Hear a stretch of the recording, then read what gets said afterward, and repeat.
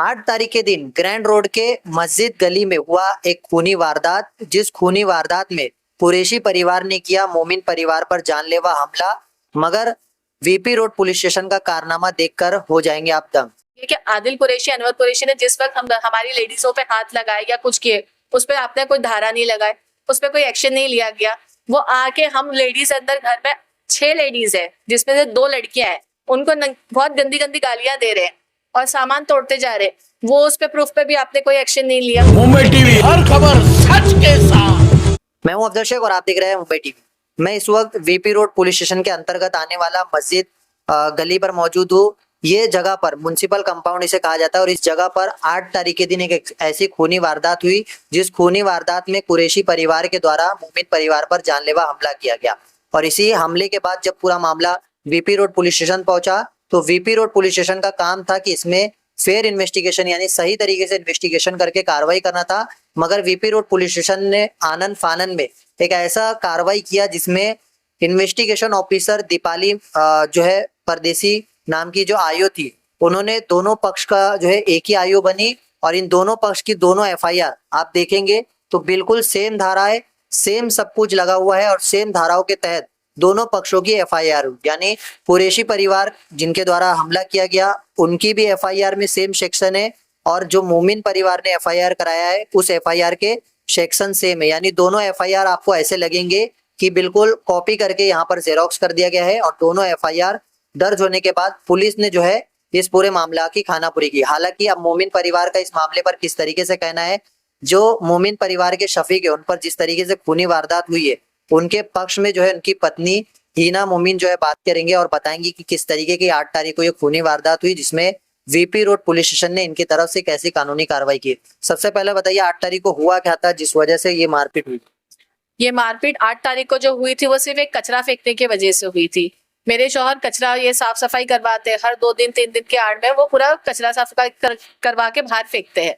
तो कचरा फेंकने वाले जो लोग आए थे ना, तो वो एक को उसमें से वो आदिल कुरैशी और अनवर कुरैशी, वो बोल रहा इधर कचरा फेंका तो तेरे को बहुत मारूंगा। तो वो डर के अंदर आ गया कि जब वो मुझे मारेगा तो मैं कहाँ जाऊं। तो बोले भाई मैं कचरा फेंकने नहीं जा सकता, वो मुझे मारेगा।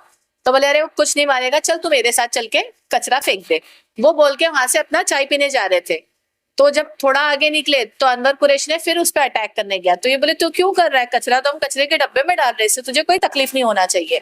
तो उसके दोस्त अफसर और एक उसका दोस्त है बिट्टू, ये सब साथ में बैठे थे, सब मिलके उसके साथ बोलने लगे। तो ये बोले तकलीफ किस बात की है, यही कचरे के डब्बे में तुम लोग आग उजड़ी वजड़ी तुम्हारी जो भी निकलती कसाई की दुकान में सुबह से फेंकते हो तो वो रात तक सड़ती है, तब तुमको बात नहीं आती। हमारा कचरा तो भी पैक है पॉलिथीन में। तो वो बोलते बोलते वो एकदम ही हो गया कि वो पूरा गैंग। एक्चुअली ये झगड़ा हुआ था एक दिन पहले 7 तारीख को, जब बोलाचाली हुई थी। बोलाचाली में बिल्डिंग के मेंटेनेंस के लिए झगड़ा शुरू किया था अनवर कुरैशी ने। अनवर ने बोला बिल्डिंग में एक खड्डा हो गया है, उसको रिपेयर करने का है मदरसे में, वो रिपेयर करो। मेरे शौहर बोले हाँ कर देंगे, उसका जो चंदा है जमा हो गया, इंशाल्लाह बहुत जल्दी काम हो जाएगा। वो बोलते बोलते अनवर कुरैशी पर्सनल होने लगा, पर्सनल में उल्टी सीधी बातें करने लगा। देन उसका भाई आया वो ग्रुप में, शोएब कुरैशी, उस वक्त जो दिल्ली में था। वो इनको बोलता है चल आजा 1 बाय 1 कर लेते हैं, तेरे में दम है ना, तेरे को देख लेंगे, तेरे को निपटा देंगे आज। तो हम लोग बोले नड्डा ये चुप हो जाओ। तभी भी वो पूरे घर वाले मिलके नीचे आके गाली गलौज करने लगे। ऊपर से उनकी बीवियां, उनके घर की बेटियां, वो भी लटक लटक के गाली दे रही। तो इंसान कब तक बर्दाश्त करेगा और कब तक डरते हुए रहेगा। फिर 8 तारीख को ये घटना हुई। फिर हाँ 8 तारीख को ये हुई। तो 7 तारीख को मेरी सास बोले मत लड़ो, नहीं लड़ना है। तो उनका बड़ा भाई फहीम बोला खाला रफा दफा करो। रफा दफा बोल के वो यूं निकल गया। लेकिन जिस वक्त वो गेट के बाहर निकल रहा था ना, तो उसका एक भाई बोलता है इनको अभी नहीं, इनको सुबह में देखेंगे जब ये अपने बच्चों को स्कूल छोड़ने जाते, कॉलेज छोड़ने जाते, इनको तब निपटाएंगे। एक को मारेंगे तो 7 सीधे हो जाएंगे। अच्छा, फिर उसके बाद किस तरीके का मारपीट हुआ और क्या उनके पास हथियार वगैरह थे या कितने लोगों ने? ऑलरेडी प्री प्लान थे, वो लोगों ने पूरा सोच के रखे थे कि 8 तारीख को आज किसी ना किसी को मारना है। बिकॉज उसने बेवजह का झगड़ा निकाला अनवर कुरैशी ने उस वक्त। और जब वो वहां से भाग के यहाँ आने लगा, तो वो जब पूरी झुंड में आने लगा तो उसकी झुंड नहीं तो भी 30 से 40 लोग होगी। उसमें उनके पास रॉड थे, पानी के जो पाइप्स आते मोटे लोखंड के वो थे, बाम्बू थे बिल्डिंग कंस्ट्रक्शंस वाले, हाथ में जंजीर लपटी हुई थी और उनकी कसाई की दुकान के सल्ले थे।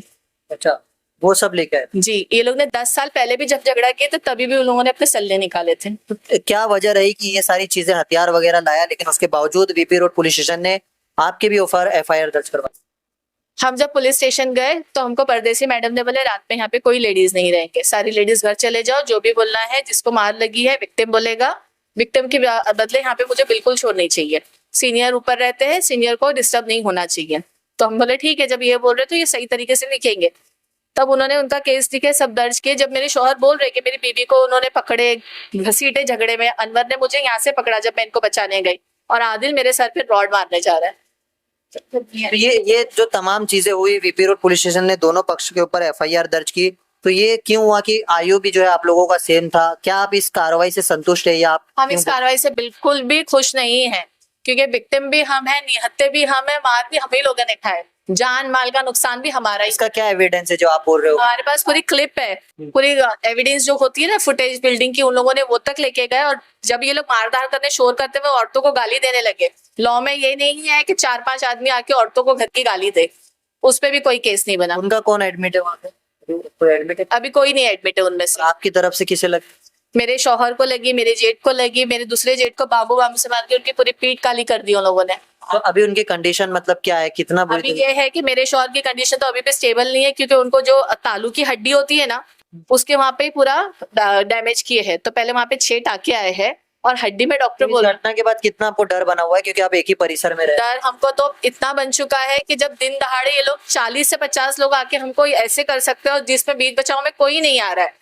यहाँ तक अब पुलिस भी हमारी सपोर्ट नहीं कर रही है, क्योंकि पुलिस को जो एफआईआर लिखना चाहिए था, पहले पूरी जानकारी करना चाहिए थी कि इनको इस जानकारी में 326 की कलम जब हमको लिखी दी गई है, तो इनको कौन से इस पे बेसिस पे दी गई है? हाँ। हाफ मर्डर तो हमारे घर के लोगों का हुआ। तो ये एफआईआर जो है जिस तरीके से हुआ, उस मामले के बाद पुलिस ने अभी किस तरीके का कानूनी कार्रवाई दोनों पक्ष के खिलाफ करना शुरू किया है, या किस तरीके का आपको लग रहा है कि एक ही समुदाय को क्या कानूनी कार्रवाई के कटघरे में रख? देखो, देखना जाए तो इनकी जो फैमिली है वो लिटरली मारते मारते झगड़े में बोल रही है पुलिस हमारी जेब में है, पुलिस को हम हफ्ता देते हैं, एक को मार डाल, शफीक को मार डालो, शफीक को मार डालो। उसी में उनका एक दोस्त भी है जो यूं खड़ा है हाथ बांध के, वो बचा नहीं रहा है शफीक को, वो बोल रहा है इसको मार डालो, इसको मार डालो, और कहानी खत्म कर लो, बाद में हम लोग देख लेंगे। किसको देख लेंगे? पुलिस को देख लेंगे। मतलब पुलिस तुम्हारी सपोर्ट में थी, तुम्हारा प्री प्लान था ये सारा सब कुछ, तो इसमें न्याय हमको कहाँ मिला है? कहीं पे भी न्याय नहीं है। तो ये पुलिस के आला अधिकारियों से इस मामले को लेकर कैसी कानूनी कार्रवाई की आप मांग कर रहे हैं? हम कार्रवाई ये कर रहे हैं कि आप पूरी फुटेज को फिर से निकालो। जो अफसर जो वो बोल रहा है ना कि अफसर ने इसमें गवाही दिया है कि मैं वहां था, तो उस नाके की भी फुटेज निकालो। एविडेंस के आधार पे कर? हाँ, एविडेंस में ये देखो कि इनको कितनी मार लगी और हमारे घर वालों को कितनी मार लगी। अगर किसी एक ने डंडा मार दिया उन्हीं के हाथ से घसीट के, तो आप बोलोगे आपने भी लड़े, तो हम क्या सेल्फ डिफेंस नहीं कर सकते? सेल्फ डिफेंस का राइट है ही नहीं हमको। क्या बोलेंगे, कितना डर बना हुआ है ये परिवार के? आपके बच्चे लोग हैं, कितना आपको लग रहा है? बहुत जवान जवान छोकरियां कॉलेज जाती है, फिर रास्ते में कभी छेड़े आके दरवाजा खटखटाए तो कोई भी, तो हम लोग को डर लगता है कि कहीं इन लोग ना आ जाए। तो वीपी रोड पुलिस स्टेशन ने जिस तरीके का एफआईआर दर्ज किया है, क्या आप पुलिस के जो है सुरक्षा को लेकर किस तरीके की मांग करेंगे? पुलिस कैसी सुरक्षा दे? बोला पुलिस ये सुरक्षा दे सकती है कि हमने आज भी एक अर्जी डाल के आए हैं जो एफआईआर के पीछे लगाएंगे वो, और वो कोर्ट में देंगे कि आदिल कुरैशी, अनवर कुरैशी ने जिस वक्त हमारी लेडीजों पे हाथ लगाए या कुछ किए, उस पर आपने कोई धारा नहीं लगाए, उस पर कोई एक्शन नहीं लिया गया। वो आके हम लेडीज अंदर घर में 6 लेडीज है जिसमें से 2 लड़कियां हैं, उनको बहुत गंदी गंदी गालियां दे रहे हैं और सामान तोड़ते जा रहे हैं, वो उस पे प्रूफ पे भी आपने कोई एक्शन नहीं लिया।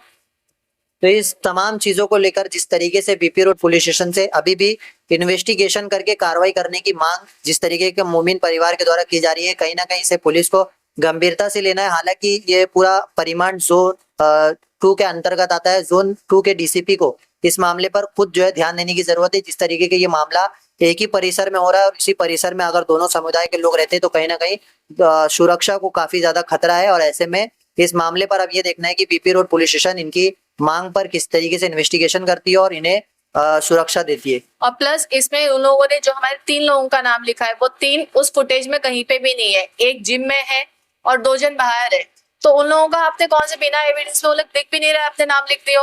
वो ना मार धाड़ में ना कहीं पे भी, उनके तो इतने लोग दिख रहे जिसमें से आपने सिर्फ 10 ही लोगों का नाम लिखे हो।